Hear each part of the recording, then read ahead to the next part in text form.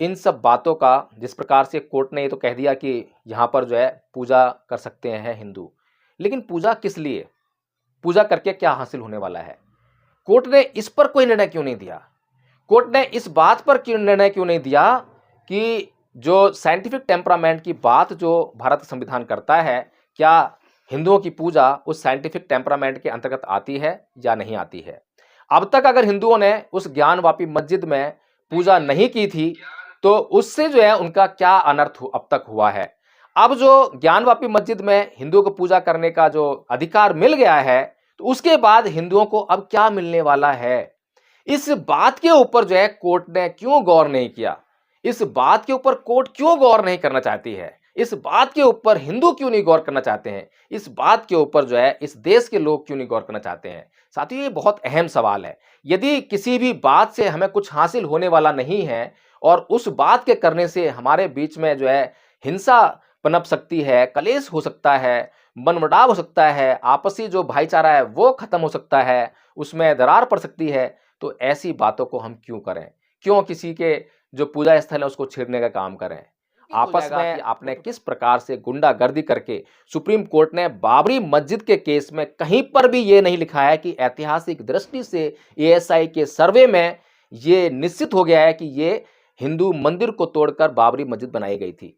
कहीं पर भी एक लाइन नहीं लिखी है। चले जाइए, जो स्तूप है जहां पर की बोर्ड लगा हुआ है कि इस स्तूप के जो बाउंड्री की गई है उसके 200 मीटर के आसपास कोई व्यक्ति कोई निर्माण कार्य नहीं कर सकता, कोई अतिक्रमण नहीं कर सकता। उस स्तूप के ऊपर जाकर हिंदुओं ने एक मंदिर का निर्माण कर दिया। वो मंदिर कहां से आ गया?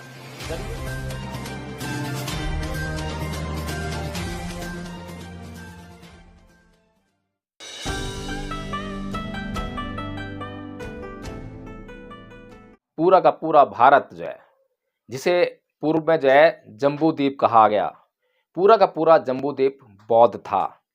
तो क्या यह सवाल नहीं बनता कि उस बौद्ध भारत का क्या हुआ? वह बौद्ध भारत जो है कैसे यहाँ से समाप्त हो गया या खत्म हो गया? किसने उसको समाप्त किया? कौन उसके लिए जिम्मेदार है? क्या ये प्रश्न नहीं बनता? क्या ये प्रश्न नहीं बनता कि उस बौद्ध भारत को जो है भारत के लोगों को पुनः वापस किया जाए? जितने भी बौद्ध स्थल हैं वहां पर हिंदू जो हैं अपना कब्जा क्यों करके बैठे हैं? बोध गया में हम देखते हैं वहां पर भगवान बुद्ध का मंदिर है।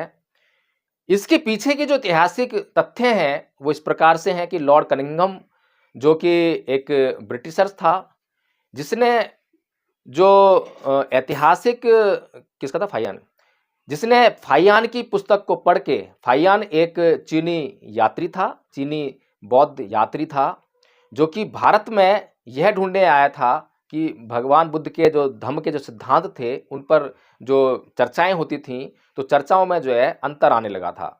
तो उस सच्चाई का पता लगाने के लिए वह भारत भूमि आया, बुद्ध की भूमि में आया, ताकि यह पता कर सके कि भारत की बुद्ध के सिद्धांत जो है असली तौर पर क्या हैं।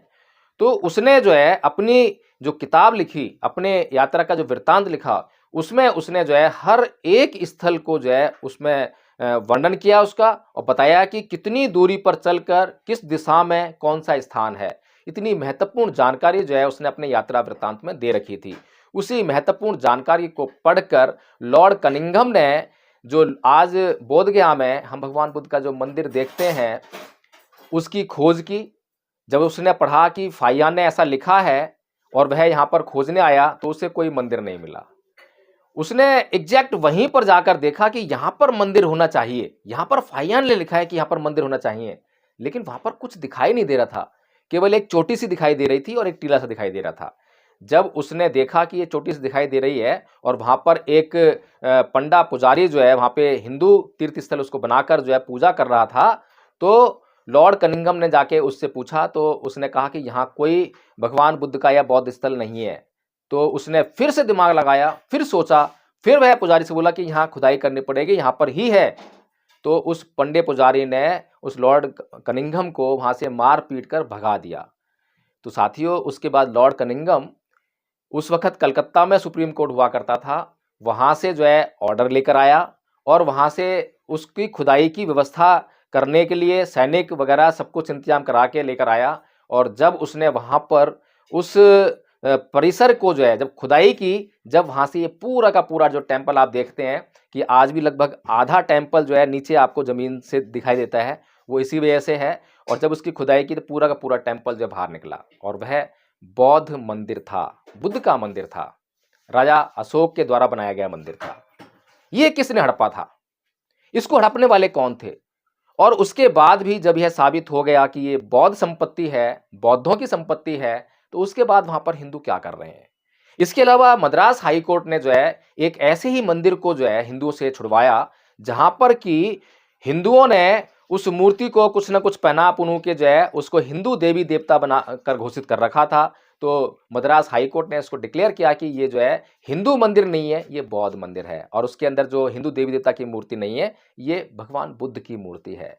इसको क्या कहेंगे हिंदू? हिंदू इस अपने कलंकों को क्यों नहीं देखते हैं? अपने जमीर को क्यों नहीं टटोलते हैं?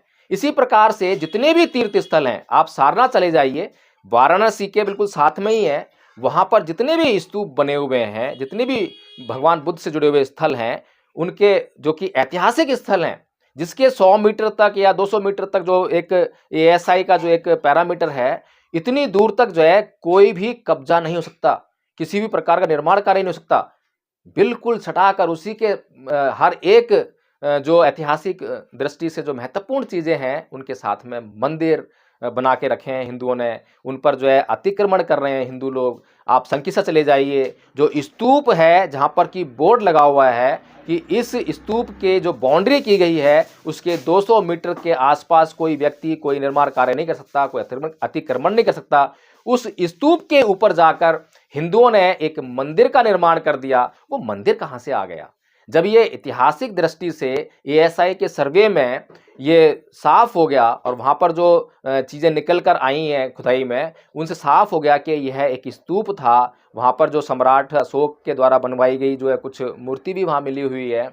तो उसके बाद जो है हिंदुओं का क्या वहां पर जो है बनता है? हिंदू कैसे वहां बैठे हुए हैं? हिंदू ने मंदिर क्यों बना दिया? अपने गले में कब झांकेंगे? अपने गले में अगर झांकने का काम करें तो मुझे लगता है कि इस देश के लोगों को इस देश का सच्चा इतिहास, गौरवशाली इतिहास, जिससे कि भारत पूरे विश्व में गौरव पाता है, भारत पूरे विश्व में सम्मान पाता है, जिसकी वजह से आज भी जब मोदी जी, योगी जी, नीता अंबानी जी जब बाहर जाते हैं, विदेशों में जाते हैं, तो उनको कहने के लिए मजबूर होना पड़ता है कि हम बुद्ध की धरती से आए हैं, बुद्ध के देश से आए हैं। तो साथियों, हमें फिर से ये सोचना पड़ेगा, समझना पड़ेगा कि जो ज्ञान वापी मस्जिद का जो मामला है, आज क्योंकि भारत के अंदर हिंदुओं की सरकार है, तो हिंदू सरकार होने के कारण हिंदुओं की तानाशाही चल रही है। अब जो उनका नहीं है उसको भी अपना बनाने पे तुले हुए हैं। जो किसी और का है, साफ साफ दिखाई दे रहा है, उसकी तरफ उनका बिल्कुल भी नहीं है। जोर जबरदस्ती से गुंडागर्दी करके जो है अब ये सरकार चाहती है कि इस देश का हिंदूकरण किया जाए। 22 जनवरी को हमने देख लिया है कि किस प्रकार से इन लोगों ने अपने धन का, अपने बल का, अपनी सत्ता के जो जोर का खूब इस्तेमाल किया है, खूब नंगा नाच किया है और अब भी वह नंगा नाच चल रहा है। लेकिन साथियों, एक सवाल बनता है कि इन सब बातों का, जिस प्रकार से कोर्ट ने ये तो कह दिया कि यहाँ पर जो है पूजा कर सकते हैं हिंदू, लेकिन पूजा किस लिए? पूजा करके क्या हासिल होने वाला है? कोर्ट ने इस पर कोई निर्णय क्यों नहीं दिया? कोर्ट ने इस बात पर क्यों निर्णय क्यों नहीं दिया कि जो साइंटिफिक टेम्परामेंट की बात जो भारत संविधान करता है, क्या हिंदुओं की पूजा उस साइंटिफिक टेम्परामेंट के अंतर्गत आती है या नहीं आती है? अब तक अगर हिंदुओं ने उस ज्ञानवापी मस्जिद में पूजा नहीं की थी, तो उससे जो है उनका क्या अनर्थ अब तक हुआ है? अब जो ज्ञानवापी मस्जिद में हिंदुओं को पूजा करने का जो अधिकार मिल गया है, तो उसके बाद हिंदुओं को अब क्या मिलने वाला है? इस बात के ऊपर जो है कोर्ट ने क्यों गौर नहीं किया? इस बात के ऊपर कोर्ट क्यों गौर नहीं करना चाहती है? इस बात के ऊपर हिंदू क्यों नहीं गौर करना चाहते हैं? इस बात के ऊपर जो है इस देश के लोग क्यों नहीं गौर करना चाहते हैं? साथियों, ये बहुत अहम सवाल है। यदि किसी भी बात से हमें कुछ हासिल होने वाला नहीं है और उस बात के करने से हमारे बीच में जो है हिंसा पनप सकती है, कलेश हो सकता है, मनमुटाव हो सकता है, आपसी जो भाईचारा है वो खत्म हो सकता है, उसमें दरार पड़ सकती है, तो ऐसी बातों को हम क्यों करें? क्यों किसी के जो पूजा स्थल है उसको छेड़ने का काम करें? आपस में उठ बैठकर, मिल बैठकर, समझा बुझाकर अगर कुछ किसी की चीज हासिल हो जाए, तो किसी की होते हुए भी वो हमें मिल सकती है, लेकिन अगर हम जोर जबरदस्ती से करेंगे तो आप उसको छीन लेने के बाद भी इतिहास में वो अंकित हो जाएगा कि आपने किस प्रकार से गुंडागर्दी करके। सुप्रीम कोर्ट ने बाबरी मस्जिद के केस में कहीं पर भी ये नहीं लिखा है कि ऐतिहासिक दृष्टि से एएसआई के सर्वे में ये निश्चित हो गया है कि ये हिंदू मंदिर को तोड़कर बाबरी मस्जिद बनाई गई थी। कहीं पर भी एक लाइन नहीं लिखी है। तो क्या हिंदुओं का ये दायित्व नहीं बनता? लेकिन हिंदू तो ईमानदार ही नहीं है। समस्या यही है, बार-बार जो है मुझसे भी लोग बहस करते हैं, हिंदू कहीं आकर जो है कि आप हिंदुओं के खिलाफ क्यों बोलते हो? तो अब समझना चाहिए आपको कि मैं हिंदुओं के खिलाफ क्यों बोलता हूँ, क्योंकि ज़रा-सी भी ईमानदारी नहीं है, ज़रा-सी भी दया नहीं है, ज़रा-सी भी अहिंसा नहीं है। हिंसा, हिंसा और बेईमानी, छल, कपट, भ्रष्टाचार, इससे भरा हुआ अगर इस दुनिया में कोई धर्म मैं कह सकता हूँ, तो वो केवल हिंदू धर्म है, केवल हिंदू धर्म है, केवल हिंदू धर्म है। इसलिए मैं हिंदू धर्म के खिलाफ नहीं बोलता हूं, लेकिन हिंदू धर्म के जो सिद्धांत हैं, जो उनका व्यवहार है, अधिकतम हिंदुओं का ऐसा व्यवहार है। ऐसा नहीं है कि मैं मुसलमानों के गलेमान में नहीं झांकता हूं, ईसाइयों के गलेमान में नहीं झांकता हूं, बौद्धों के गलेमान में झांकता हूं। मैं हर किसी के खिलाफ बोलता हूं। मैं हिंदुओं के खिलाफ बोलने से पहले मैं बौद्धों के खिलाफ बोलता हूं कि बौद्धों, अगर अपने आप को बौद्ध कहते हो तो अपना व्यवहार सुधार लो, अपना आचरण सुधार लो। जिस बात से बौद्ध धर्म जाना जाता है उसको अपना लो।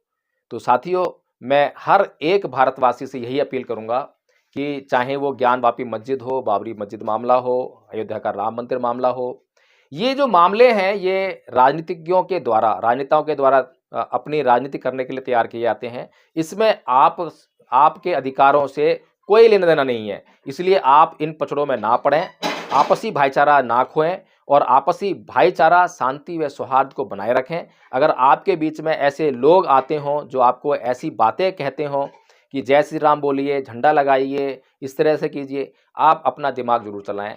तो साथियों, इसके साथ अपनी इस वीडियो को समाप्त करूंगा। अगर यह वीडियो आपको अच्छी लगी हो तो इसको लाइक करें, कमेंट करके बताएं मुझे और इसको शेयर करना ना भूलें। जय भीम, नमो बुद्धाय।